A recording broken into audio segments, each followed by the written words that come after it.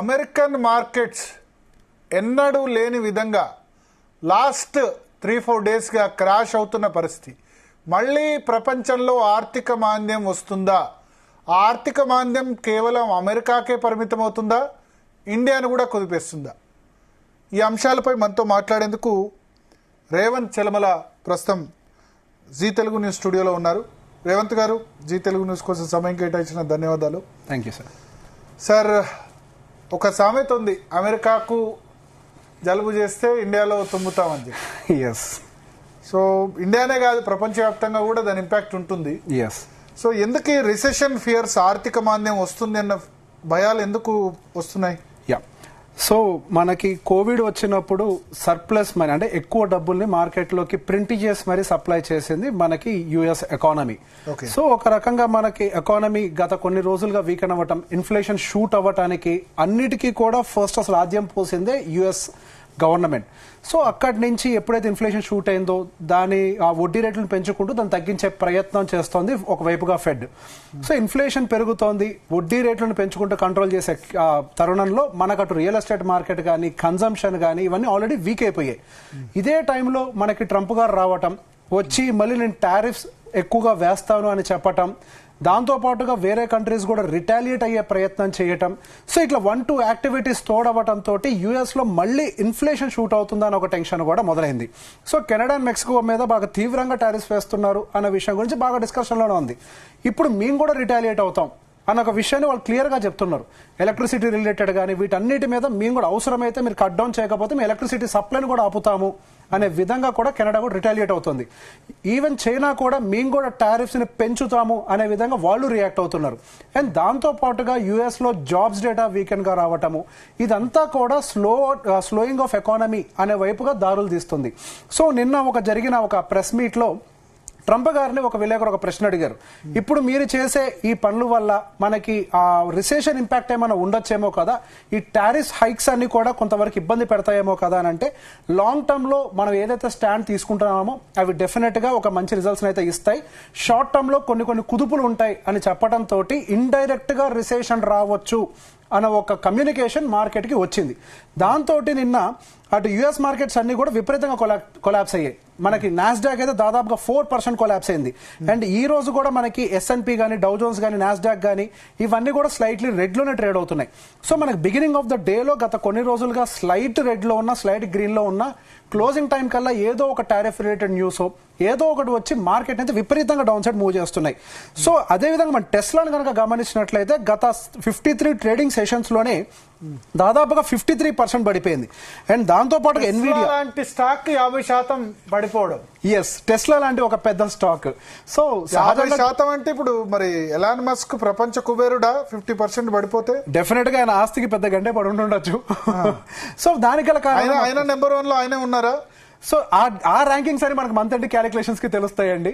So ఇంకొక కొన్ని రోజులు వెయిట్ చేస్తాం కానీ దానికి సంబంధించిన అప్డేట్ అయితే మనకి రాదు. సో ఇప్పుడు అసలు మేజర్ కన్సర్న్ అంతా ఎన్విడియా వైపు కూడా వెళ్తోంది. సో మొన్నటి వరకు మార్కెట్ అంతా డ్రైవ్ చేసింది ఎన్విడియా. సో ఇప్పుడు ఆ ఎన్విడియాలో కూడా మనకి మార్కెట్ లో సెల్లింగ్ ట్రిగర్ అవడం అనేది కొంత డిసప్పాయింటింగ్ విషయమే. దాదాపుగా 30% మనకి ఎన్విడియా స్టాక్ పడిపోయింది. టెస్లా పడింది అని అంటే ఓకే, కొంతవరకు అర్థం చేసుకుంటాం, దానికి వీకెండ్ నెంబర్స్ రావటం అనేది. సో దాంతో పాటుగా ఎన్విడియా కూడా గత కొన్ని రోజుల నుంచి డీప్ కరెక్షన్ కి వెళ్తుంది. ఎప్పుడైతే డీప్ సీక్ వచ్చిందో వీటన్నిటి యొక్క ఇంపాక్ట్ ఈవెన్ ఎన్విడియా మీద కూడా పడింది. సో గత కొన్నాళ్ళుగా మనం గమనిస్తే యుఎస్ మార్కెట్ మొత్తాన్ని డ్రైవ్ చేసింది ఏఐ రిలేటెడ్ స్టాక్స్ మాత్రమే. గట్టిగా చెప్పాలంటే ఒక టాప్ 7 స్టాక్స్. ఈ రోజు ఆ స్టాక్స్ అన్ని యూటెక్, ఆల్ఫాబెట్, మైక్రోసాఫ్ట్, మెటా ఇవన్నీ కూడా 20% తోటి పడిపోయినాయి. సో ఇవన్నీ కూడా ఓవరాల్ మార్కెట్ ని డౌన్ సైడ్ పుష్ చేసుకుంటూ వెళ్తున్నాయి. And going further even Nvidia కూడా క్లియర్ గా చెప్పింది వాళ్ళ రెవెన్యూస్ లో కొంతవరకు స్లో డౌన్ ఉండే అవకాశాలు ఉన్నాయి అని. సో ఇది క్లియర్ గా ఎవిడెంట్ గా అర్థమవుతోంది, ఎకనామిక్ స్లో డౌన్ వచ్చే అవకాశాలు ఎక్కువగా కనపడుతున్నాయి అని. ఈ టెన్షన్స్ వల్ల మనకి యుఎస్ మార్కెట్స్ లో సెల్లింగ్ అనేది కొంత ఎక్కువగానే కనపడుతోంది. కానీ ఇక్కడ మంచి విషయం ఏంటి అని అంటే మన ఇండియన్ మార్కెట్ స్టెబిలైజ్ అయ్యే ప్రయత్నం చేస్తోంది దీనికి ఆపోజిట్ సైడ్ లో. సో మనం సెప్టెంబర్ నుంచి మన ఇండియన్ మార్కెట్స్ లార్జ్ క్యాప్ లో కరెక్షన్ ముందుగా స్టార్ట్ అయింది. దాదాపుగా డిసెంబర్ వరకు కూడా లార్జ్ క్యాప్ సెగ్మెంట్ లో కరెక్షన్ జరిగింది. ఆ తర్వాత జనవరి ఫిబ్రవరి నుంచి మనకి mid and small cap segment లో కరెక్షన్ అనేది ట్రిగ్గర్ అయింది. ఈ మార్చ్ స్టార్టింగ్ నుంచి ఒక రకంగా యుఎస్ మార్కెట్స్ లో కరెక్షన్ అనేది స్టార్ట్ అయింది. అంటే స్టెప్ బై స్టెప్ ప్రాసెస్ లో జరుగుతోంది.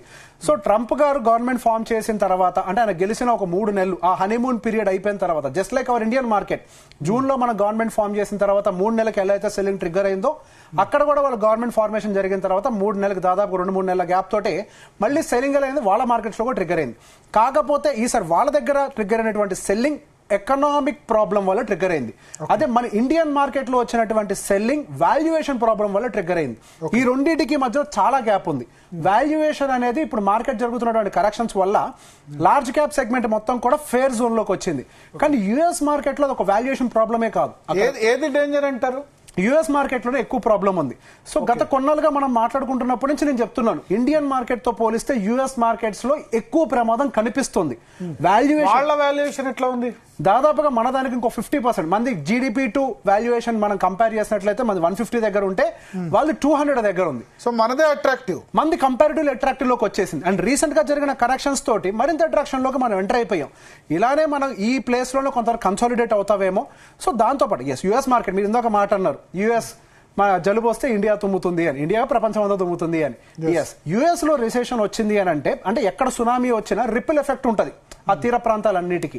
అలానే ఒక మేజర్ ఎకానమీకి రిసెషన్ లాంటి ఇంపాక్ట్ జరిగితే మన కంట్రీ, అదర్ కంట్రీస్ అన్నిటికీ కూడా కొంత రిపిల్ ఎఫెక్ట్ ఉంటుంది. కానీ చరిత్రలో మనం ఎప్పుడు చూసినా మేజర్ రిసెషన్స్ ఆర్ ఇంపాక్ట్ అంతా యుఎస్ మార్కెట్స్ లో జరిగినప్పుడు మన ఇండియన్ మార్కెట్స్ కంపారిటివ్లీ బెటర్ గా రియాక్ట్ అవటం మనం అబ్జర్వ్ చేసాం. అటు లీమన్ బ్రదర్ కొలాప్స్ అప్పుడు కానీ, ఎటువంటి సిచ్యువేషన్ అయినా కానివ్వండి. లీమన్ బ్రదర్స్ అప్పుడు 61% అప్పుడు కోల్పోయినాం కదా. ఎస్, వాళ్ళతో 61% కరెక్ట్ అయింది కదా. ఎస్, సో వాళ్ళ బ్యాంకింగ్ సిస్టమ్ తో కంపేర్ చేస్తే వాళ్ళ దాదాపు 2008లో వాళ్ళ లీమన్ బ్రదర్ కొలాప్స్ కి సంబంధించిన ఇష్యూ బయటకు వస్తే మన బ్యాంకింగ్ సిస్టమ్ 2007 నుంచే టైటన్ చేయడం మొదలు పెట్టేసింది. సో ముందస్తు జాగ్రత్తలు ఎప్పుడు కూడా, అంటే ఆర్బీఐ ఎప్పటి నుంచో కూడా మన ఇండియన్ బ్యాంకింగ్ సిస్టమ్ స్టేబుల్ గా ఉంచే ప్రయత్నం చేస్తుంది. 2022లో సిలికాన్ వ్యాలీ బ్యాంకింగ్ ప్రాబ్లం వచ్చినప్పుడు కూడా మన ఇండియన్ బ్యాంకింగ్ సిస్టమ్ అనేది ఇంకా స్టేబుల్ గానే ఉంది. అంటే ఎస్, అక్కడ ప్రాబ్లమ్స్ వచ్చినా మన దగ్గర కొంత రిపిల్ ఎఫెక్ట్ ఉంటుంది. కానీ మన ఇండియన్ ఎకానమీ అనేది ఎప్పుడు ఇన్స్టేబుల్ గా కాలేదు. అఫ్ కోర్స్ ఇంతకు ముందు ఉన్న దేశం వేరు, ఇప్పుడున్నటువంటి భారతదేశం వేరు. కంపారిటివ్లీ వాళ్ళు చాలా స్టేబుల్ చేసే ప్రయత్నం చేస్తున్నారు. మార్కెట్ చాలా స్ట్రాంగ్ గా రిటాలియేట్ అవుతోంది. ఎఫ్ఐఎస్ ఎంత సెల్లింగ్ అయినా ఇవ్వనివ్వండి, కంపారిటివ్ యాక్చువల్గా ఎఫ్ఐఎస్ చేసినటువంటి ఆ హ్యూజ్ ప్రెషర్ ఆఫ్ సెల్లింగ్ కి మన ఇండియన్ మార్కెట్స్ ఇంతకు ముందు ఉన్నటువంటి సిచ్యువేషన్ లాగా ఉన్నట్లయితే కనుక మనం 30% పడిపోయి ఉండేవాళ్ళు. బట్ ఈ రోజు రీటైల్ పార్టిసిపేషన్ కొంతవరకు స్టేబుల్ గా ఉండటము, డొమెస్టిక్ పార్టిసిపేషన్ కూడా స్ట్రాంగ్ గా ఉండటము, అండ్ మన దగ్గర ఉన్నటువంటి మ్యూచువల్ ఫండ్ ఇండస్ట్రీ కూడా బాగా ఎవాల్వ్ అవుతూ రీసెర్చ్ డిపార్ట్మెంట్ కూడా అప్గ్రేడ్ చేయటము చెప్తున్నారు. క్యాష్ కాంపోనెంట్స్ లో కావాల్సినంత రిజర్వ్స్ పెట్టుకొని మార్కెట్ కిందకు వచ్చినప్పుడు ప్రెషర్ పెట్టి ఫాల్ ని అరెస్ట్ చేయటము, ఇటువంటి రకరకాల స్ట్రాటజీస్ తోటి ఇండియన్ మార్కెట్ ని స్టేబుల్ చేసే ప్రయత్నం ఈవెన్ మ్యూచువల్ ఫండ్ ఇండస్ట్రీ కూడా చేస్తోంది. So going further Indian market will be more matured. మనం యాక్చువల్గా ఇప్పుడున్నటువంటి situation Indian market is fairly valued when compare to US market. Okay, so ఒకటి అంటే ఈ దశలో ఇప్పుడు మనం ఫ్రెష్ బయింగ్ చేయొచ్చా? ఎస్, సో ఇది కరెక్ట్ టైమ్ ఆఫ్ బయింగ్ ఏంటి అని అంటే మనం ఇప్పటి నుంచి అక్యుములేషన్ మొదలు పెట్టాలి. సో ఇంకొంచెం పడితే సహజంగా వచ్చే కామెంటే, చూద్దాం పడుతుంది కదా ఇంకొంచెం కింద వచ్చిన తర్వాత పెడదాం అని అనుకుంటే మార్కెట్ ఇక్కడ నుంచి కిందకి వెళ్తుందా, ఇక్కడ నుంచి యూటర్న్ తీసుకుని బాటమ్ అవుట్ అయిపోయిందా మార్కెట్? బాటమ్ అవుట్ అన్న వర్డ్ క్లియర్ గా అనలేము. అది మార్చి 31 కంప్లీట్ అయిపోయిన తర్వాత రాబోతున్నటువంటి గైడెన్స్ మీద మనం డిపెండ్ అయి ఉంటాము. బట్ నా అంచనా మేరకు వీఆర్ నియర్ టు బాటమ్ అనొచ్చు. ఓకే, ఎగ్జాక్ట్ గా బాటమ్. నిఫ్టీకి సంబంధించి అయితే ఇప్పుడు మొన్న 21,900 ఏదైతే వచ్చిందో అది ఆల్మోస్ట్ నియర్ టు బాటమ్ అని చెప్పుకోవచ్చు. మీరు అదే రోజు నేను ప్రశ్న అడిగాను 21,500 రావచ్చా అంటే అవకాశం లేదు, 100% అవకాశం లేదన్నారు. అది నిజం కావాలని కోరుకుందామని నేను అన్నాను డెఫినెట్ గా. సో ఇప్పుడు లాస్ట్ 2 సెషన్ చూస్తే కొంత నిన్న కొంత లూజ్ అయింది, వాళ్ళ కొంత గెయిన్ అయింది, అంటే ఆల్మోస్ట్ న్యూట్రల్ దగ్గరగానే ఉంది. మిడ్ క్యాప్ పెరిగింది, స్మాల్ క్యాప్ తగ్గింది. సో ఈ స్మాల్ క్యాప్ సెగ్మెంట్ కానీ మిడ్ క్యాప్ సెగ్మెంట్ కానీ ఇంకా వాల్యుయేషన్ పరంగా సో బేసిక్ గా రీసెంట్ గా వస్తున్నటువంటి పెద్ద పెద్ద ఇన్వెస్టర్స్ యొక్క కామెంటరీ కూడా చూసినట్లయితే 2030 దాకా మనం రిటర్న్స్ చూడమని చెప్తున్నారు. సో ఇక్కడ పాయింట్ మనం అర్థం చేసుకోవాల్సింది ఏంటంటే రిటర్న్స్ ఉండవు అని అంటే జీరో అని కాదు, నెగిటివ్ ఉంటుంది అని కాదు. మన ఇన్ఫ్లేషన్ బీటెడ్ రిటర్న్స్ తీసుకుంటామా లేదా అనేది ఒకటి మాత్రమే పాయింట్. మార్కెట్ అనేది కొంచెం స్లోగా రికవర్ అవడం మొదలు పెట్టచ్చు. మేబీ ఇట్ మైట్ టేక్ ఇంకొక 6 months కూడా టైం పట్టే అవకాశాలు ఉన్నాయేమో. కాకపోతే మనకి ఇంతకు ముందు చూసినటువంటి రిటర్న్స్ వచ్చే అవకాశాలు లేవు. గత 5 సంవత్సరాల్లో 25% మ్యాసివ్ రిటర్న్ ఏదైతే ఇచ్చిందో అది మళ్ళీ దాని యొక్క యావరేజ్ రిటర్న్స్ మనకి 18కి వచ్చేంత వరకు, ఒక రకంగా చెప్పాలంటే mid and small cap segment ఎంత ఎర్నింగ్స్ ని పోస్ట్ చేస్తాయి అంతవరకు వచ్చేంత వరకు మాత్రం ఈ స్లో డౌన్ అనేది మనకు ఖచ్చితంగా కనిపిస్తుంది. సో ఎప్పుడు చూసినా ఈవెన్ ఇన్వెస్టర్స్ యొక్క ప్రక్రియని రకరకాల బేసెస్ లో రకరకాల టైం ఫ్రేమ్ అనాలిసిస్ చేసినప్పుడు కూడా మొదటి 7 సంవత్సరాల్లో మనకి రిటర్న్స్ పెద్దగా కనిపించని సందర్భాలే ఎక్కువగా ఉన్నాయి మార్కెట్లో. ఆ తర్వాత నుంచే రిటర్న్స్ కనపడతాయి. సో ఎప్పుడైతే డిప్ వచ్చిందో అప్పుడు మనం కొంత ఎక్యుములేట్ చేయడం మొదలు పెడితే, అది ఎస్ఐపి అవ్వచ్చు, లంసమ్ అవ్వచ్చు, ఏదైనా కానివ్వండి, డిప్ వచ్చినప్పుడు కనుక ఎక్యుములేట్ చేసే ప్రయత్నం చేస్తే మనకి ఫ్యూచర్ లో మోర్ నెంబర్ ఆఫ్ డిప్స్ చూసే అవకాశాలు అనేవి ఉండవు. ఇప్పుడు అక్టోబర్ నుంచి మన మార్కెట్ పడ్డప్పుడు యుఎస్ మార్కెట్స్ విపరీతంగా పెరిగిపోయినాయి. ఎస్. ఇప్పుడు అమెరికన్ మార్కెట్ ఇంత పడ్డా మనది పెద్దగా పడ్డది లేదు. ఎస్. సో సేమ్ ఇదే రివర్స్ డైరెక్షన్. ఇప్పుడు అమెరికన్ మార్కెట్స్ పడతాయి, మనది పెరుగుతాయి అనుకోవచ్చా? పెరుగుతాయి అన్న వర్డ్ వాడలేం, కానీ మనది కొంచెం స్టెబిలైజ్ అవుతుందేమో అన్న వర్డ్ వాడచ్చు. అంటే పెద్ద డౌన్ సైడ్ రిస్క్ తక్కువ.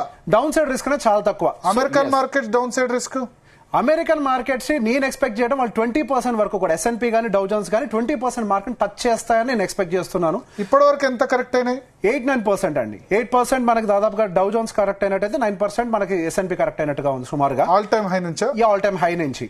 సో ఇది 20 వరకు కూడా ఎక్స్టెండ్ అయ్యే అవకాశాలు కనపడుతున్నాయి. సో గోయింగ్ ఫర్దర్ మరింత పెయిన్ కూడా రావచ్చు. ఇంతవరకు కూడా మనకు అఫీషియల్ రిసెషన్ అనేది అనౌన్స్ చేయలేదు. పెయిన్ ఉంటుందేమో అని ఒక మాట మాత్రమే వాడారు. సో గోయింగ్ ఫర్దర్ ఏమన్నా జీడిపి నెంబర్స్ కరెక్ట్ అయినట్టుంది. డౌ జోన్స్ చూస్తే గనక 20,056 all time high. Sorry, Nasdaq 20,000 పైన ఉంది. 17,494 అంటే ఆల్మోస్ట్ 13% కరెక్ట్. నాస్డాక్ 13% కరెక్ట్ అయింది. S&P 500 దాదాపుగా 9.5% కరెక్ట్ అయింది. డౌ జోన్స్ సుమారుగా 8.5% కరెక్షన్ జరిగింది. సో దిస్ పైన్ నాస్డాక్ అంటే టెక్ స్టాక్స్ ఎక్కువ బాగా టెక్ స్టాక్స్ తోటి ఎక్కువ డామినేట్ చేయబడుతూ ఉంటుంది. సో రీసెంట్ గా వచ్చినటువంటి ర్యాలీ అంతా కూడా కంప్లీట్ గా టెక్ రిలేటెడ్ స్టాక్స్ ర్యాలీ చేశాయి. సో ఈవెన్ వాల్యుయేషన్ డివియేషన్ కూడా ఏమైనా జరుగున్నాయి అని అంటే డెఫినెట్ గా టెక్ రిలేటెడ్ స్టాక్స్ లో ఎక్కువ వాల్యూ డివియేషన్ జరుగుంటుంది.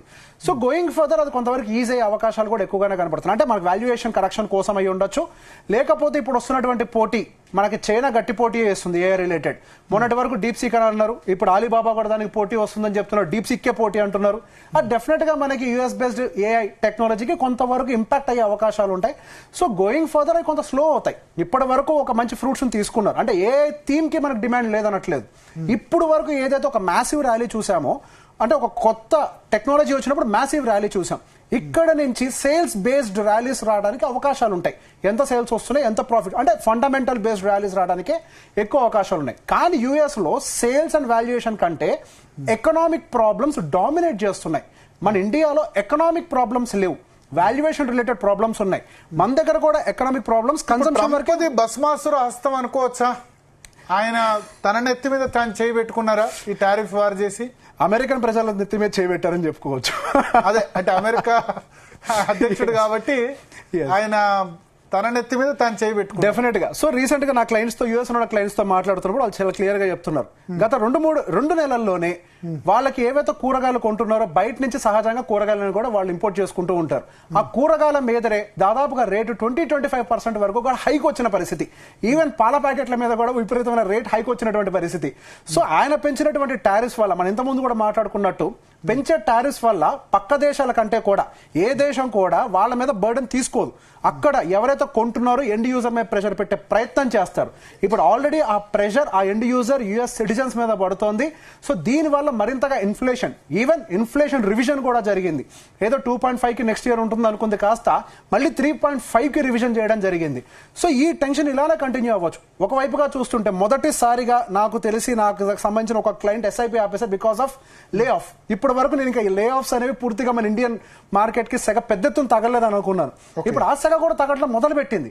సో గోయింగ్ ఫర్దర్ ఈ లే ఆఫ్స్ అనేవి కూడా కొంతవరకు పెరిగి వాళ్ళ యుఎస్ మార్కెట్ లో ప్రెషర్ బిల్డ్ అయ్యే అవకాశాలు ఎక్కువగా ఉన్నాయి.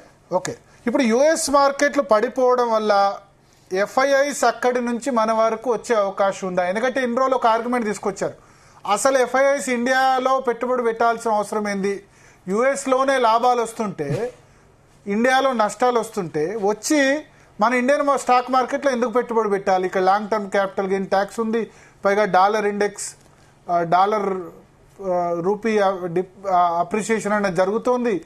ఇవన్నీ జరుగుతున్నప్పుడు మన ఇండియాకు ఎఫ్ఐఐస్ రావాల్సిన అవసరం ఏంటి అని క్వశ్చన్ చేశారు. ఇప్పుడు యుఎస్ లో పడుతోంది కాబట్టి stock market, Indian valuation attractive గా ఉంది కాబట్టి ఎఫ్ఐఐస్ వస్తాయి. ఎందుకంటే నాకు మిగతా ఏ చేంజ్ కనబడట్లేదు. రిటైల్ ఇన్వెస్టర్లు పెట్టుబడి కంటిన్యూ చేస్తున్నారు. డిఐఐస్ రోజు నెట్ బయర్సే ఉంటారు, నెట్ సెల్లర్స్ ప్రతిరోజు ఎఫ్ఐఐసే. ఇవాళ కూడా 2,800 కోట్లు, నిన్న ఒక్కరోజు కేవలం 200 కోట్లు మాత్రమే చేశారు. తగ్గింది ఏందని అనుకున్నాం, మళ్ళీ యథావిధిగా వచ్చేసారు. సో బేసిక్ గా ఇక్కడ మన కంప్లీట్ గా ఎఫ్ఐఎస్ బ్యాక్ అవ్వాల్సిన అవసరం కూడా లేదేమో అని అనుకుంటున్నాను. ఎఫ్ఐఎస్ అట్లీస్ట్ సెల్లింగ్ ని కొంతవరకు కూల్ ఆఫ్ చేసుకున్నా కానీ ఇండియన్ మార్కెట్ లో ఒక అదృష్టమైన విషయం ఏంటి అని అంటే కేవలం ఒక 5% పాన్ కార్డ్స్ మాత్రమే ఇన్వెస్ట్ చేస్తున్నట్టున్నాయి, 5 to 10 మాక్సిమం అంతే. సో గోయింగ్ ఫర్దర్ ఈ పాన్ కార్డ్ బేస్డ్ ఇన్వెస్ట్మెంట్స్ కనుక పెరిగినట్లయితే India has so much of money to push the market on the higher side. Going further కొంతవరకు అఫ్ కోర్స్ ఇది ఒక టెంపరీ పెయిన్. ఈ పెయిన్ ని కొంతవరకు మన ఇండియన్ ఇన్వెస్టర్స్ కనుక అర్థం చేసుకొని ఎక్కడైతే పెయిన్ ఉంటుందో ఆ టైంలో మనం కొంత ఓపిక పట్టినట్లయితే అప్పుడే మనకి స్టామినా బిల్డ్ అవుతుంది అని ఒక విషయాన్ని అర్థం చేసుకోగలిగితే చాలు. ఒక్కసారి జీవితంలో ఒక మేజర్ ఫాల్ ని కానీ డిప్ కానీ పోర్ట్ఫోలియో రెడ్ ని కానీ మనం ఒకసారి చూసాము అని అంటే మన మార్కెట్లో నిలబడిపోతామని ఒక ధైర్యం వాళ్ళకి వచ్చినా చాలు, ఆటోమేటిక్ గా ఇండియన్ మార్కెట్స్ లో ఫ్లోస్ వస్తాయి. ఇప్పుడు మనం గమనిస్తే వాళ్ళంతటి హ్యూజ్ సెల్లింగ్ చేస్తున్నా కానీ కనిపించకుండా ఇప్పుడు నేను నా దగ్గర ఉన్నటువంటి క్లయింట్స్ ఒక ప్యాటర్న్ గమనిస్తున్నాను. మార్కెట్ పడ్డ ప్రతిసారి మార్కెట్ లోకి మనీని పంపించేస్తూనే ఉన్నారు వాళ్ళు మ్యూచువల్ ఫండ్స్ ద్వారా. సో ఈ టైప్ ఆఫ్ కాన్ఫిడెన్సెస్ నేను కూడా ఊహించలే, ఎక్కువగా పానిక్ అవుతారేమో అనుకున్నాను. So maybe deactivation of SIPs కూడా జరుగుతున్నాయి, మేబీ కొంతవరకు గైడెన్స్ లేనటువంటి వాళ్ళు ఏం చేస్తున్నారేమో. బట్ గోయింగ్ ఫర్దర్ నా అంచనా మేరకు ఈ పెయిన్ ని చాలా మంది అబ్జర్వ్ చేస్తారు కాబట్టి దే మైట్ టేక్ సపోర్ట్. ఇక్కడ ఇంకొక పాయింట్ కూడా యాడ్ చేయాలి. వాల్యుయేషన్స్ ఎప్పుడైతే ఫేర్ గా వస్తాయో అప్పుడు డెఫినెట్ గా ఫేర్ వాల్యుయేషన్స్ ఉన్నటువంటి కంట్రీస్ లోకి ఎంట్రీ తీసుకునే ప్రయత్నం చేస్తారు. సో ఈ ఎంట్రీ ఎప్పటి నుంచి స్టార్ట్ అవుతుంది, ఇదే పెద్ద ప్రశ్న. ఈ ఎంట్రీ తీసుకోవడం మొదలు పెట్టడానికి మనం ఇంతకు ముందు అనుకున్నట్టుగా జూన్ జూలై వరకు కూడా మనం కొంతవరకు వెయిట్ చేయాల్సిన అవసరం ఉంటుంది. ఏ ఒక పెద్ద ప్లేయర్ అయినా కానీ వాళ్ళు జస్ట్ గ్యాంబుల్ లాగానో ఒక సెంటిమెంట్ తోటి ఇన్వెస్ట్మెంట్స్ చేయరు. కంపెనీల యొక్క నంబర్లను గమనిస్తూ జీడిపిని గమనిస్తూ అప్పుడు అంత తొందరలోనే ఎఫ్ఐఐస్ మళ్ళీ మన దగ్గరకు వస్తారని చెప్పలేం. పెద్ద ఎత్తున బయింగులు చేస్తారు అన్న ఒక నమ్మకాన్ని అయితే మనం పూర్తిగా పెట్టుకోలేం. స్లో డౌన్ అయ్యే అవకాశాలు కనిపిస్తున్నాయి. నాకైతే గట్టి నమ్మకం స్లో డౌన్ అవ్వడానికి రోజుకు 2-3 వేల కోట్ల చొప్పున సెల్లింగ్ చేస్తున్నారు యావరేజ్ గా. అది 1,500 కోట్లు వచ్చినా చాలు, అంతవరకు వచ్చినా చాలు మన ఇండియన్ మార్కెట్ సపోర్ట్ చేసుకోగలుగుతుంది. Even Indian market is having lots of corpus sitting in cash. Going further దాన్ని కొంతవరకు డంప్ చేసే ప్రయత్నం చేసి ఇండియన్ మార్కెట్స్ రికవర్ అవడానికి చాలా హై ఛాన్సెస్ ఉన్నాయి. మిడ్ అండ్ స్మాల్ క్యాప్ కాదు, లార్జ్ క్యాప్. ఎవరు టాప్ ప్రియారిటీ పెట్టుకునే ఇప్పుడు లార్జ్ క్యాప్ లోనే ప్రియారిటీ పెట్టుకునే ప్రయత్నం చేస్తారు. Going further it might happen in the large cap, but returns రావడానికి మాత్రం టైం పడుతుంది. కొంచెం లాస్ట్ 2 days ఎక్కువ రికవర్ అయినట్టుంది. సో ఎప్పుడైతే యాక్సలరేషన్ ఆఫ్ సెల్లింగ్ జరుగుతుందో, ఇంతకుముందు మనం మాట్లాడుకున్నాం exhaustion of selling, exhaustion of buying అనేది. ఎగ్జాషన్ ఆఫ్ సెల్లింగ్ జరిగి ఒక టెంపరీ బౌన్స్ వచ్చింది. మళ్ళీ ఆ బౌన్స్ కొంతవరకు మళ్ళీ అక్కడ కన్సాలిడేషన్ కానీ మళ్ళీ కొంత డిప్ రావడానికి కానీ అవకాశం ఉంది. కానీ మనకి లార్జ్ క్యాప్ సెగ్మెంట్ లో మాత్రం కొంతవరకు మంచి హోప్ కనిపిస్తుంది. లార్జ్ క్యాప్ సెగ్మెంట్ లో కొంచెం ఎఫ్ఐఐ ఒక బయింగ్ తగ్గినా, లేకపోతే వాళ్ళ ఫేవరెట్ సెగ్మెంట్ అయినటువంటి హెచ్డిఎఫ్సి బ్యాంక్ కానీ రిలయన్స్, అండ్ గమనిస్తే ఈ మధ్య రిలయన్స్ రికవర్ అవడం మొదలుపెట్టింది. ఇట్లాంటివన్నీ కొద్దిగా స్టెబిలైజ్ అయినా కానీ there is very high chance we might slowly start recovering. So ఇక్కడ నుంచి మనకు అవకాశాలు చాలా ఎక్కువ ఉన్నాయి పెరగడానికి. ఓకే, అంటే స్మాల్ క్యాప్ పర్ఫార్మెన్స్ కొంచెం మీరు అన్నారు లాస్ట్ టైం స్మాల్ క్యాప్ పెరిగింది కదా లో నుంచి, టెక్నికల్ బౌన్స్ అన్నారు. టెక్నికల్ లాస్ట్ 2 days పడిపోయింది స్మాల్ క్యాప్. సో సహజంగా ఇంతకు ముందు మీరు అడిగారు ఇప్పుడు లోలో ఉంది కదా కొంచెం రికవర్ అయిన తర్వాత ఎంటర్ అవ్వచ్చు కదా అని.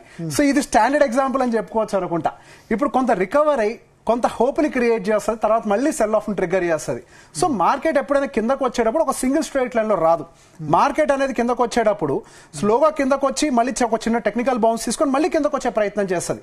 సో ఈ జిగ్జాగ్ ప్యాటర్న్ అనేది మోస్ట్ కామన్. మనం కింద నుంచి పైకి వెళ్ళేటప్పుడు కొత్త హోప్ ని క్రియేట్ చేసుకోవడం కంటే ఒక ప్రాపర్ ప్రైస్ యాక్షన్ కానీ లేదా ఒక ఎకనామిక్ ఏదైనా యాక్టివిటీ చేంజ్ అందని ఒక నమ్మకం వచ్చేంత వరకు వెయిట్ చేయాలి, లేకపోతే డిసిప్లిన్ గా ఎస్ఐపి కంటిన్యూ చేసుకోవాలి. ఇప్పుడు యుఎస్ మార్కెట్ల వల్ల ఏ సెక్టార్స్ ఇంపాక్ట్ అవుతాయి, టెక్నాలజీ సెక్టార్స్ ఇప్పుడు మీరు అవాయిడ్ చేయమని చెప్తారు? టెక్నాలజీ మీద ఇంపాక్ట్ ఎక్కువగా కనిపించడానికి అవకాశం ఉందండి. ఐటీ. సో మన ఇండియన్ ఐటీ అంతా కూడా వాళ్ళ మీద ఎక్కువగా డిపెండ్ అయి ఉంటుంది. సో వాళ్ళ ఎకానమీ స్లో డౌన్ ఏంటంటే మన దగ్గరకు వచ్చేటువంటి ప్రాజెక్ట్స్ కౌంట్ తగ్గే అవకాశాలు ఎక్కువగా ఉన్నాయి. So going further IT may take big impact. So ఈ రోజు పడ్డ వాటిల్లో డీపర్ కరెక్షన్ ఏం జరగలేదు. సో కంపారిటివ్లీ తక్కువే జరిగింది. కాకపోతే గత కొన్ని రోజుల్లో బాగా పడింది, దాదాపు 2.5% పడింది. ఎక్కువ ఎక్స్పోజర్ సహజంగా ఇన్ఫోసిస్ గానీ టీసీఎస్ గానీ వీళ్ళందరూ కూడా ఎక్కువ ఆ కంట్రీ మీద యుఎస్ కంట్రీ మీద ఎక్కువగా డిపెండ్ అయి ఉంటారు. సో అక్కడే రిసెషన్ వస్తుందేమో ఒక ఫియర్ ఉంటే సహజంగా కాస్ట్ కటింగ్ నేపథ్యంలో సాఫ్ట్వేర్ కి ఇచ్చేటువంటి బడ్జెట్స్ ని కట్ డౌన్ చేసే ప్రయత్నాలు చేస్తాయి ఈ కంపెనీస్ అన్ని కూడా. సో దాని యొక్క ఇంపాక్ట్ ఐటీ సెగ్మెంట్ మీద ఎక్కువగా ఉంటుంది. ఓకే. సో అంటే ఇప్పుడు ఐటీ సెగ్మెంట్ అవాయిడ్ చేయాలంటారా? Accumulate చేయాలంటాను.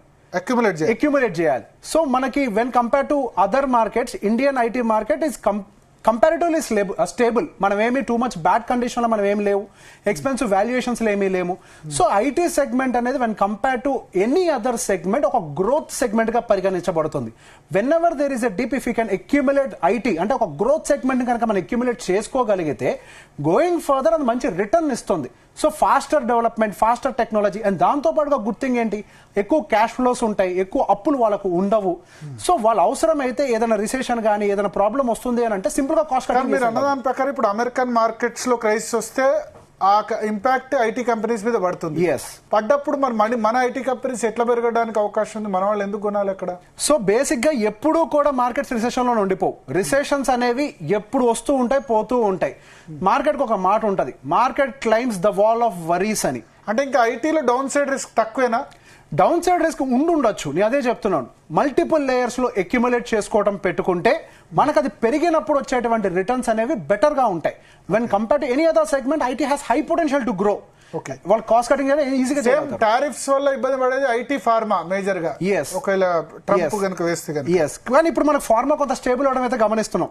When compare to IT, ఐటీలో కొంతవరకు ఇంకా ఆ ప్రాబ్లం అయితే కనిపిస్తుంది కానీ ఫార్మా ఆల్మోస్ట్ స్టేబుల్ అయింది. మనం దాని గురించి కూడా మాట్లాడుకున్నాం. ఫార్మా మీద విపరీతమైన ప్రెషర్ బిల్డ్ చేస్తే ఎక్కువగా ఇంకింతకంటే ఎక్కువగా ఇబ్బంది పడేది యుఎస్ పీపులే. సో దాని గురించి దృష్టిలో పెట్టుకోనైనా any given point of time pharma మీద కొద్దిగా రిలీఫ్ ఇచ్చే అవకాశం ఉంది. సో ఫార్మాలో వీక్నెస్ అనేది ఎక్స్టెండ్ అవ్వట్లే.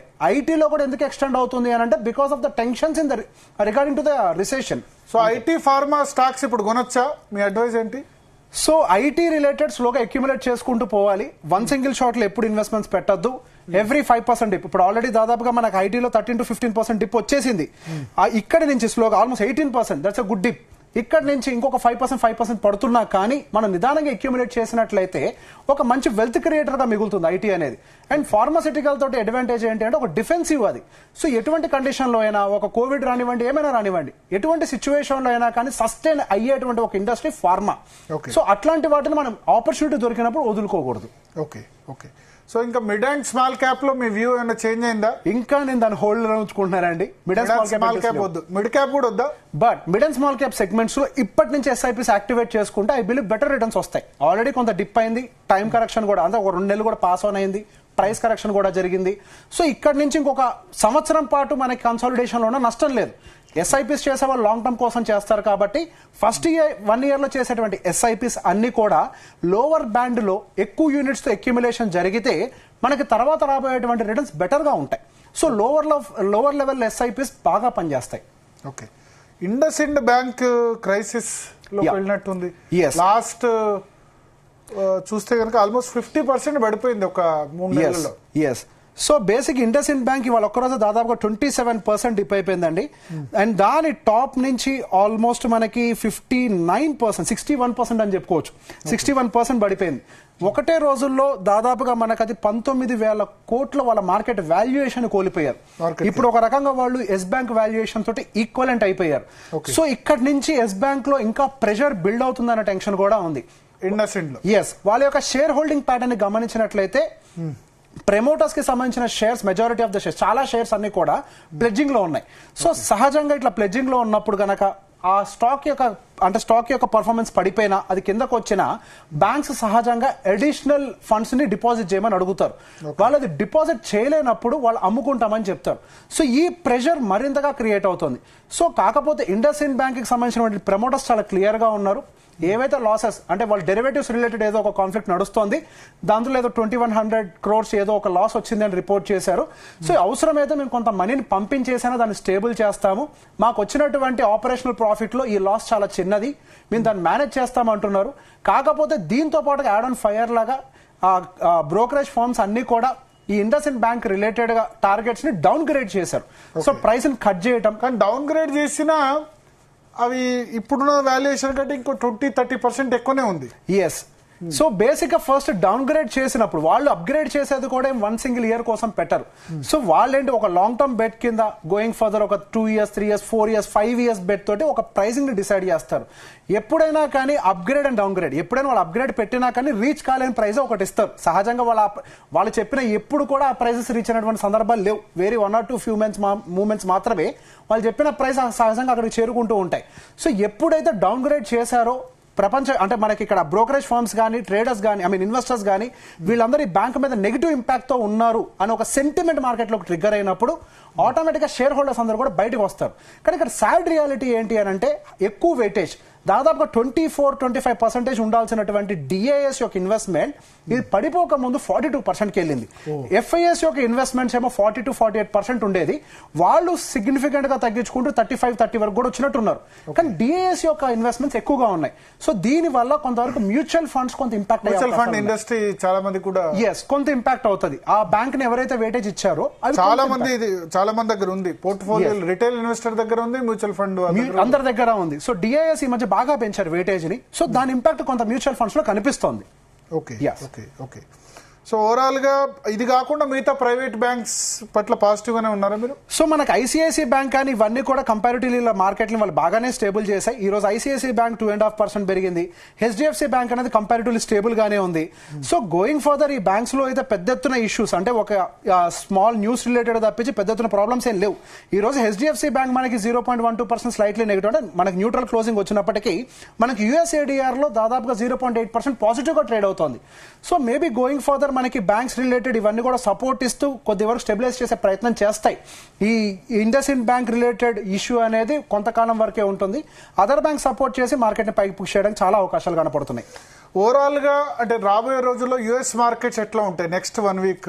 ఇండియన్ మార్కెట్స్ ఏ విధంగా ఉండే అవకాశం? So even just like an Indian market US markets లో కూడా టెంపరీ బౌన్స్ అయితే రావడానికి అవకాశం ఉంది. బికాస్ నిన్న జరిగినటువంటి ఫాల్ ఒక డీప్ ఫాల్ 4% ఫాల్ అంటే చాలా పెద్ద విషయం. సో అటువంటి ఒక temporary bounce back. So already మనకి యుఎస్ నుంచి కూడా ఫెడ్ చైర్మన్ కూడా కొన్ని కామెంటరీస్ ఇస్తున్నారు. మనం ఇప్పుడు సహజంగా మనకి ఆ ఉద్యోగాలు పోతున్నాయని అంటే ఇంట్రెస్ట్ రేట్ కట్ చేసే ప్రయత్నం చేస్తాయి ఏ బ్యాంక్స్ అయినా కానీ. కానీ ఫెడ్ చైర్మన్ గారు కంగారు పడద్దు, మనం ఇంకొన్ని రోజులు వెయిట్ చేసి ఇంకొకటి 2 డేటాస్ చూద్దాము, ఆ తర్వాత ఇంట్రెస్ట్ రేట్ కట్స్ కి సంబంధించి నిర్ణయాలు తీసుకుంటామని చెప్తున్నారు. అంటే ఇంట్రెస్ట్ రేట్ కట్స్ కి సంబంధించి వాళ్ళు కూడా ఏమి క్లియర్ గా లేరు. ఇంకో వైపు గారు ట్రంప్ గారు చెప్పండి, యుఎస్ మార్కెట్స్ పడడం ఈ సమయంలో మనకు మంచిదా లేకపోతే మంచిది కాదా? సో యుఎస్ మార్కెట్స్ ఎప్పుడైనా సరే అంటే అది లీడింగ్ ఎకానమీ కాబట్టి పెద్ద ఎత్తున ఫాల్ రావడం అనేది ఎప్పుడైనా డిసప్పాయింటింగ్ న్యూసే. ఎకానమీ బాగుండాలి, ఎందుకు వాళ్ళ ఎకానమీ బాగుంటేనే మన ఎకానమీ కూడా కొంతవరకు ఆర్డర్స్ వస్తాయి. అంటే ఐటీ లాంటి కంపెనీస్ అన్ని కూడా సపోర్ట్ అవుతూ ఉంటాయి. అండ్ మన ఐటీ యొక్క వెయిటేజ్ నిఫ్టీలో వీటన్నిటిలో కూడా చాలా ఎక్కువగా ఉంటుంది. సో ఐటీ డ్రాగ్ అవ్వడం మనకు కూడా మంచిది కాదు. కాకపోతే వాళ్ళకి పడ్డంతా మనకి పడదేమో. సో ఇక్కడ వాళ్ళైనా కానీ స్టెబిలైజ్ అయ్యి మంచిది. బట్ ఈ టారిఫ్ రిలేటెడ్ వార్ అనేది ఎంత త్వరగా ముగిస్తే మనకి ఎకానమీస్ అని అంత స్టేబుల్ అవుతూ ఉంటాయి. Indian markets however fair valuations లోకి వచ్చాయి.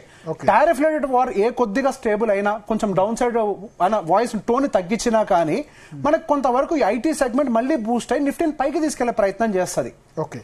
సో నెక్స్ట్ 1 week మీరు ఏ విధంగా చెప్తారు? నిఫ్టీ కొంత 23,000కి ఏమైనా వచ్చే అవకాశం ఉందా? సో 23,800 అబౌవ్ క్లోజ్ అయితేనే మన షార్ట్ టర్మ్ లో మార్కెట్ స్టేబుల్ అవుతుందని నమ్మగలుగుతాం. అంటే స్టేబుల్ అవుతుంది అని. సో అక్కడ వరకు వెళ్ళి సెల్లింగ్ అనే ట్రిగ్గర్ అవుతుంది. సో 23,800 అబౌవ్ క్లోజింగ్ అని చాలా ఇంపార్టెంట్. రెసిస్టెన్స్ ఏరియా అనొచ్చు ఒక రకంగా. అక్కడ మనకి సపోర్ట్ ఎక్కడ ఉంది? సో ఇప్పుడు వచ్చిన ఫాల్ మనకి 22,000 జోన్ ఏదైతే ఉందో అది కొంతవరకు సపోర్ట్ గా యాక్ట్ చేస్తుంది. అంటే కిందకు కూడా అగ్రెసివ్ గా పోనివ్వట్లేదు. సో మార్కెట్ ని స్టేబుల్ చేస్తున్నారు. But I strongly believe March could be A green candle. Last 19,000 వస్తుంది, నిఫ్టీ 20,000 వస్తుంది, రూల్డ్ అవుటా? నా కండిషన్ లో ఫస్ట్ నుంచి అసలు లేదు అది, అంతే. I'm completely ruling out. So you're positive. I'm very positive. ఈ ఇయర్ ఎండింగ్ కి పాజిటివ్ అంటే కొంత 24,000 వరకు కూడా వెళ్ళి క్లోజింగ్ వస్తుందని హోప్ ఉంది. మార్చ్ 31 వరకు, డిసెంబర్ 31. డిసెంబర్ 31 అంతేనా? డిసెంబర్ 31 వరకు కూడా 24,000 ప్లస్ ఏనా? అంతకు మించి ఎక్స్పెక్ట్ చేస్తాం. 26,000 రాదంటారా? అది మనకు అత్యాస అనుకుంటా నేను. మళ్ళీ ఆల్ టైమ్ హై టచ్ కాదా? అవ్వకపోవచ్చు. ఓకే, 24 అంటే ఈ 9 నెలలు ఇక మరి 24,000 అంటే కన్సాలిడేషన్. 24,000 అంటే ఇంకా 1,500 పాయింట్స్ అంటే ఆల్మోస్ట్ ఒక 5% అంతే. ఇక్కడ నుంచి ఒక 5% పెరగడానికి ఛాన్స్ ఉంది. అంతే, కన్సాలిడేషన్ జోన్ లో ఉండడానికి అవకాశం ఉంది. సో మరి ఇప్పుడు ఇన్వెస్ట్ చేసి వేస్ట్ కదా. ఇప్పుడు ఇన్వెస్ట్ చేయకపోతే 5% 9 నెలల్లో పెరిగేందుకు ఛాన్స్ అంటే ఎస్, అది మరి తక్కువ అన్నట్టే కదా, వేస్ట్ అన్నట్టే కదా. సో మనం ఒక ఎక్స్పెక్టేషన్ తోటి వెళ్తున్నాం అండి. I always say a trader or investor should be a person of plan B అని చెప్పి. అసలు ఇన్వెస్ట్ చేయకుండా వేస్ట్ చేస్తే మార్కెట్ కి ఏదో సర్ప్రైజ్ పాజిటివ్ న్యూస్ వచ్చి పరిగెట్టేస్తే మనకు ఆపర్చునిటీ దొరుకుతుందా? సో స్టేబుల్ గా ఇన్వెస్ట్ చేయాలి. We should have some patience. That's okay to take a small profit for 1 or 2 years. Okay.